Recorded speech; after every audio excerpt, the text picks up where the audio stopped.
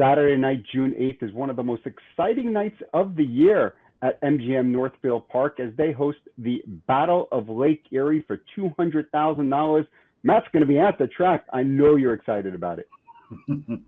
Yeah, it's always a fun night from beginning to end. 16 race card, highlighted by the 11th race, Battle of Lake Erie, $200,000 on the line, and really a strong field from top to bottom. Kudos for the race office and Dave Bianconi for putting together a track and the way it kind of plays out on paper. A lot of different ways you can look at this race, and yeah, I mean it should be a very interesting event. That's for sure. A bunch of them are coming out of other races, and we're going to take a look at some of these now. By the Missile is coming out of the Joe Auger Memorial. You know, as our, you know, when you look at this field, so is Desperate Man as well. By the Missile is the horse in last right now, and he's kind of moving up and really had absolutely no shot in his debut. Yeah, I mean, this is his first start of the year, and he had the 8-hole in a race that figured to be dominated on the front end. And I mean, it was just an impossible task. Giwner wasn't even, you know, it was a little floating off the gate, and then he had to take back to last. And you can see he paces over a bunch of horses to finish 5th. I mean, it's a great acclimating race.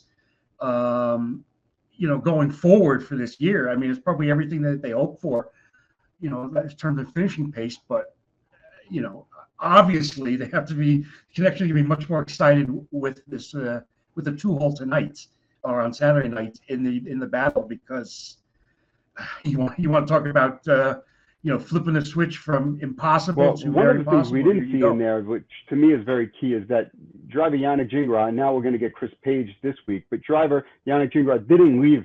So it was clear that was going to be more of a, you know, prep kind of race, you know, and it really also part of the circumstance, because you had Ruthless Hanover in there, and he goes off and he can really hustle off the gate, and he goes really fast fractions. And that really hurt, in my opinion, Desperate Man, who was in that race, because they won a 26-second third quarter, and he was first over. Yeah, I don't fault Desperate Man's effort at all, to be honest with you. Yeah, he got away 4th, which is leaving for the rails on the easiest spot on a 5-ace track.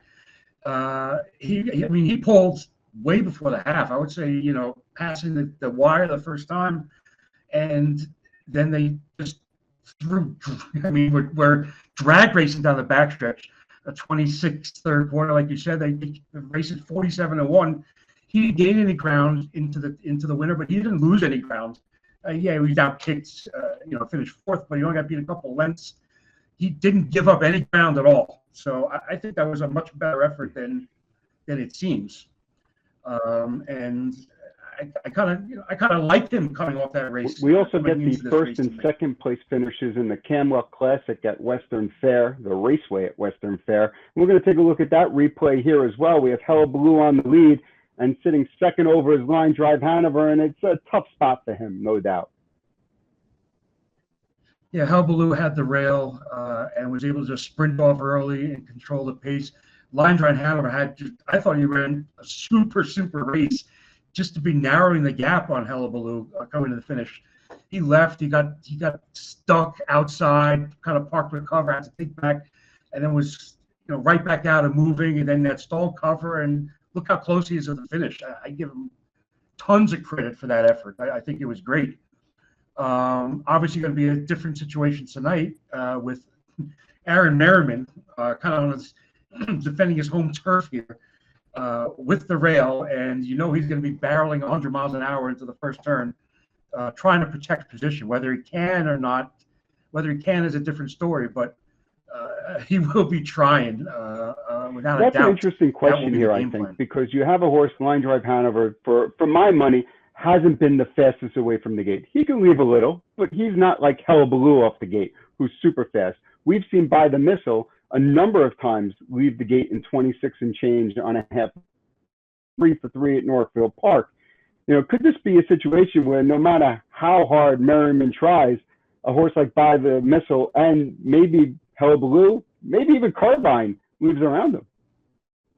Yeah, definitely. I can see definitely Carbine trying to move forward. Listen, the 2-hole with a trailer is a tricky spot,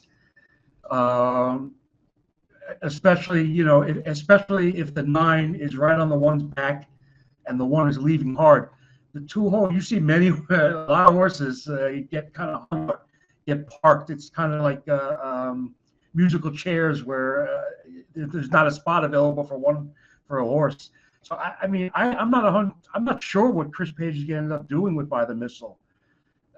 Can he cross over Line Drive Hanover, like you mentioned, while having enough speed to keep a horse like Hullabaloo out early?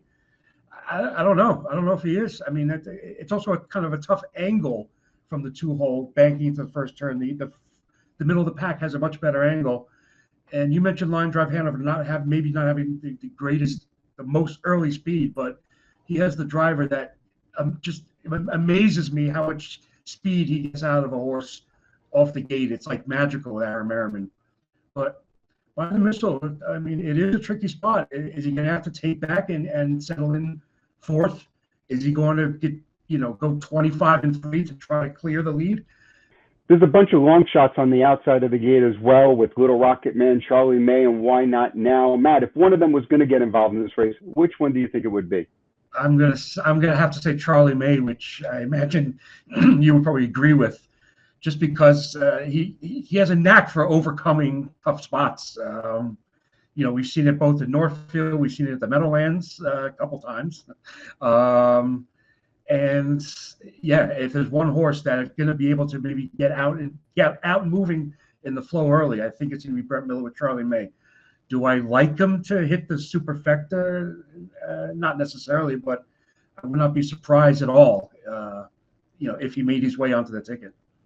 Well, taking a look at our picks for this race, you're going to see them pop up on the screen. And I went with By the Missile here. I think he has lots of options. I think, he can leave the gate here, let other horses go, and then come back. I really think he could 2-move and beat this field. I think he's that good. But I think he can also take, a different scenario where he kind of takes a wait and see, lets the outside horses clear, and then makes his move to the front. I also like Desperate Man a little, just because I think he's going to be overlooked here. He really had no chance last time going first over into the 26-second quarter.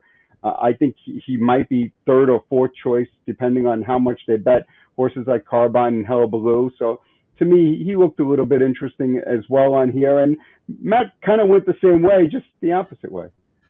Yeah, well, first of all, I'm not 100% convinced that maybe By the Missile is in, mid-season or peak form in only his second start of the year. But as we know, Ron Burke always has them ready. I like Desperate Man. I'm going to use Desperate Man on top, assuming that he does not get in trouble from the second tier. What I mean by in trouble is, if Matt Kakaley, who obviously is very familiar and knows how to navigate the Northfield Oval, if there's a bunch of levers on the outside and he follows Line Drive Hanover closely, do horses get stacked up and parked outside and does he get boxed in? That's my only fear. But I'm going to assume that he's going to be able to get out comfortably. And I just think that I really do think he's the sharpest coming off that race at Harris Philly. We saw him in the Borgata final get torched and somehow hold on to finish third. And I just like his chances at what you said is probably at least going to be the third choice behind By the Missile and Line Drive Hanover. I'm just hoping Matt Kakaley can overcome the second tier. And I do have By the Missile second. A horse we didn't even mention was Coach's Corner. Kind of flies under the radar, and you look at his record this year and money earned, he's right there, in all these big races. And Jason Bartlett is here to drive. I think he has a chance to save ground close up, and if he can shake free, then he's more than good enough, to be in this race. Or maybe he's out before the quarter and can pick up a second over trip by moving By the Missile, or maybe by moving Desperate Man. So it wouldn't surprise me if he snuck into the race. And then Merriman and Lydron Hanover to round out my cold superfecta. The $200,000 Battle of Lake Erie is race 11 on a 16-race card that starts at 6 o'clock at MGM Northfield Park. The sequence, there's a $25,000 estimated pick 4 pool there starting in race 11. Part of that is also race 13, which is a $75,000 MGM Buckeye distaff. You know, I told Matt we're going to give out a spot play in there just so people have 2 out of the 4.